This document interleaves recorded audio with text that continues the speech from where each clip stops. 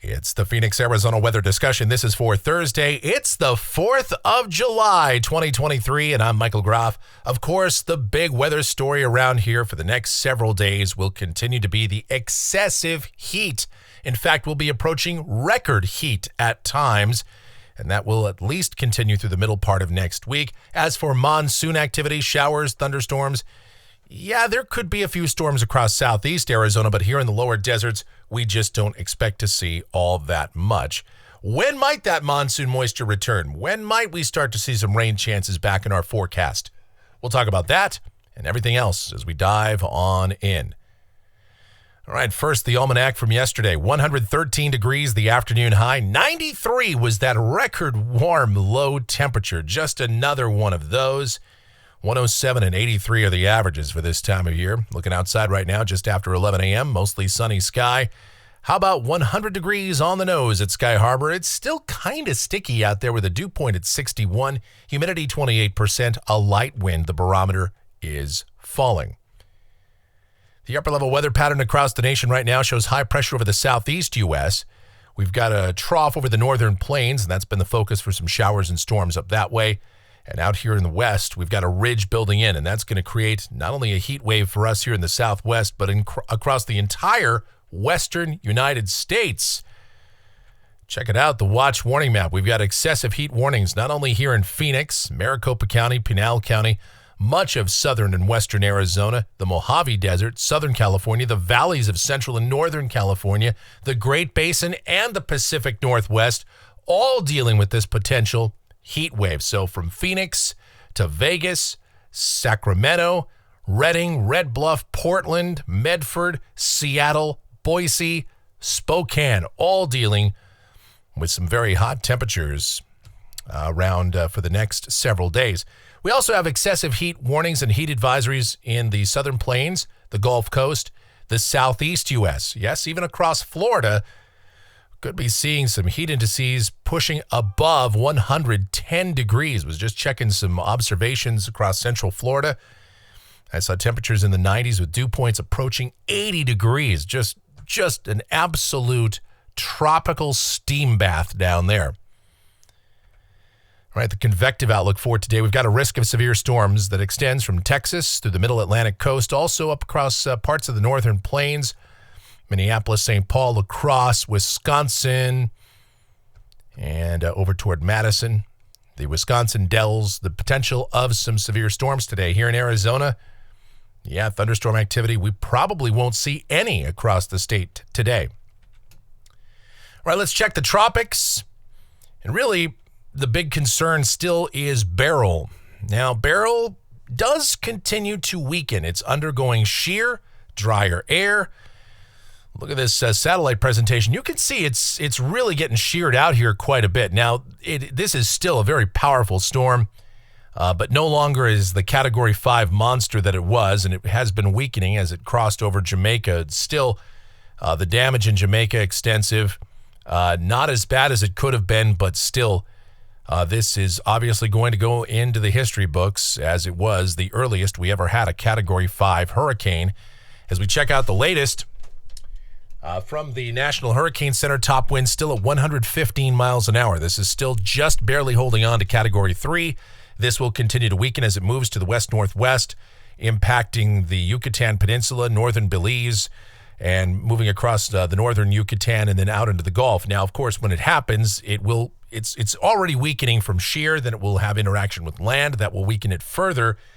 Then conditions could be somewhat favorable for some re-strengthening out over the Gulf of Mexico as it makes a slightly more northerly trek and makes landfall once again this weekend. Sometime very late Sunday or Monday morning around South Padre Island or perhaps just south of Brownsville and maybe northeast Mexico, right around there, as perhaps a minimal Category 1 hurricane. Now, there's some good news to be had. Some beneficial rains across northeast Mexico and South Texas likely to take place. Some places that could really use the rain. So that's good news. Now, again, people asking, will this impact our weather? It sure appears not. At least for the most part, this should have minimal consequence for us. But we'll talk about that in just a moment. Here's the precipitation outlook. This is valid through Thursday morning of next week. Rain amounts in Phoenix, nothing. Statewide, not much. Southeast Arizona could see generally under 1/4 of an inch. Of course, any storm this time of year can obviously produce more. But for the most part, the monsoon is on vacation for a while. We'll find out just how long as we get to the models, see what's going on. This is the GFS. It is the 12Z run. It's valid at 5 o'clock this afternoon. High pressure to the west of us. And you can see that drier northwesterly flow is in place. What it means down at the surface for the rest of the day today, sunny, very hot. Not quite a record, but we do expect highs 111 to 115. Now, we're only at 100 degrees right now. It will be a bit of a struggle to get to that 110 mark, but I do believe we'll probably still make it there by late this afternoon. There you see Beryl over the north or the western Caribbean right now. By later this afternoon. Showers and thunderstorms across the southeast U.S., across Oklahoma, and parts of the plains, the northern plains, the Ohio Valley. A lot of places getting at least some scattered showers and storms, just not out here in the west. It's very, very quiet. Now for tonight, clear sky, lows, low 80s to low 90s. Tomorrow, it's more the same, sunny, very hot. Highs 112 to 116. That ridge continues to nose in from the west. Those upper heights, 596, 597 decameters, that just means it will be hot. And at that same time, you can see Beryl is barreling on through the Yucatan and heading toward the Gulf of Mexico. Let's go to the weekend. You can still see some monsoon moisture to the south and east of us across the Sierra Madre of Mexico. But we will be dry with high pressure still in control, 112 to 116. That's going to hold for Sunday as well. The GFS has Beryl coming in towards South Texas about that time. And Sunday afternoon, Sunday night, maybe it could be a little slower than that, but regardless, it's going to be a good rainmaker down there. For us, though, we're still dry. Next week, Monday, same story. Highs anywhere from 111 to 116. Tuesday, same story. But you will notice the GFS is bringing back some monsoon moisture. What's going to start to happen as we get toward the middle part of next week is the ridge is going to begin to shift further to the east and take a position more north of Arizona.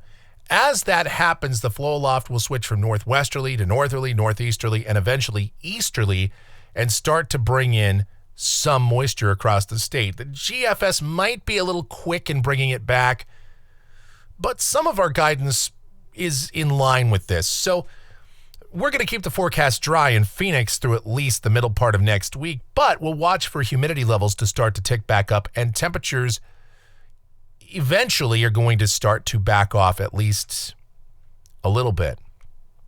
Here's Wednesday. Again, some widely scattered late afternoon and evening showers and storms across northern and eastern Arizona, if this is right. But again, I still think the chance of rain here in the lower deserts is fairly minimal, but we could see maybe an isolated storm or some gusty winds Wednesday afternoon, Wednesday night. We'll watch for that. High temperatures are still going to be above 110 degrees, though, regardless. Here's a week from today. This is Thursday, the 11th. Good news here. The ridge is taking a position north of Arizona across Utah, Idaho, Wyoming. That's a good spot because that turns the flow aloft easterly. Showers and storms that develop over the higher terrain of eastern Arizona will be pushed toward the lower deserts. The ridge isn't quite as strong, which means there may be slightly cooler air aloft, although it'll still be warm. I think thunderstorm activity will still be a little bit muted here, but we will see an increase in the number of showers and storms because that is a favorable flow. And obviously, any disturbances that get caught up in that would serve to enhance shower and storm activity. Now, it will still be hot, okay? This is not suddenly going to bring just a relief and temperatures drop 15 degrees. Instead, we'll see highs ticking back toward probably about the 108 to 112 range. Could be a little lower depending on cloud cover and rain chances. Let's go out 10 days. This is Saturday, the 13th. Now the ridge continues to slide further to the east across the Rockies and out into the plain states, and the flow aloft is out of the southeast here, and that would give more scattered afternoon and evening showers and storms, a more typical monsoon forecast for us, better chances of rain in here. and perhaps an inverted trough rotating around the western periphery of that. Obviously, that's 10 days out, and any sort of details like that remain to be seen. But the idea of the monsoon moisture returning by about 7 to 10 days, that does look at least a little bit more likely. Let's hope so, because otherwise this could go down as yet another record-breaking July. Hard to imagine we'd ever have one that beat last year's, and we probably won't. But this is still going to be a very, very hot month of July, regardless of how you slice it. All right, looking at rainfall for Phoenix off of the GFS ensemble. This goes out through the 18th of the month. And yeah, rain chances do start to come back. The ensemble mean is up between 1/3 and 1/2 inch. European ensemble, as it tends to be, a little less bullish. I shouldn't say as it tends to be, as it's tended to be so far this season. Actually, historically, the European bias is a little bit wetter than the GFS in previous years of the monsoon, but it's not the case this year. The ensemble mean about 1/4 inch. And temperatures off the national blend of models. Oh, my goodness. 115, 116, 117 for the next 8 days. And then temperatures, I guess we could call that a downtrend, but still remaining absurdly hot with overnight lows on most mornings. Again, this is Phoenix, this is Sky Harbor, this is downtown Phoenix, the urban core. Lows in the 90s. Away from there, probably lows mid-80s, upper 80s. If you're really lucky, if you're up there on Thompson Peak or you're somewhere slightly higher elevation just on the periphery of the valley here, then lows might be down in the low 80s. But either way, we're still expecting above average temperatures to continue through at least the next 10 days. And that's going to do it for the Phoenix, Arizona weather discussion for today. My next video back here tomorrow morning. Should you happen to enjoy these videos, then be sure to subscribe, like, share, click that notification bell, leave those comments, questions, and suggestions. If you really like what we do here, then click that thanks icon below the video here on YouTube and make those monetary contributions. Or you can donate directly via PayPal, groffshow@gmail.com. That is GROFF show@gmail.com via PayPal. The executive producer of the Phoenix, Arizona weather discussion is my one and only, the sweetest of all time, the Asian sensation and proprietor of SweetChildAZ.com.org and the Facebook page of the same name, Sweet Child Arizona, talking about my Michelle. Check her out. Check out her blogs. Check out her videos. Everything Michelle related, all linked up down in the description. As is our streaming station. It is called KMGX. What do we do there? Well, we play a ton of music. We have a lot of fun there. And you can give that a listen 24/7, 365, all day today. We're playing all 80s all day for your 4th of July. So enjoy that. We'll probably do all 90s tomorrow. But otherwise, we just play a ton of music from 6 decades, and it's a great time, and I highly encourage you to listen to that. All right, thank you guys so much for watching. All of your continued support, it is so greatly appreciated. Of course, it's 4th of July. Please be safe. Keep those pets indoors. You know, it's going to get crazy tonight with all those fireworks and the amateurs setting them off too. Yeah, I heard them last night. You're going to hear them tonight. You're going to hear them all the way till, I don't know, mid-late July. For some reason, fireworks are legal to purchase, and so people do, and I gotta blow me some things up.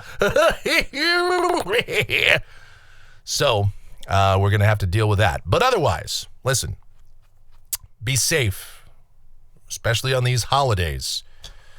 Extra vigilant, all right? And you guys stay cool, stay hydrated, watch those kids around the swimming pool, and have yourselves a beautiful rest of your 4th of July.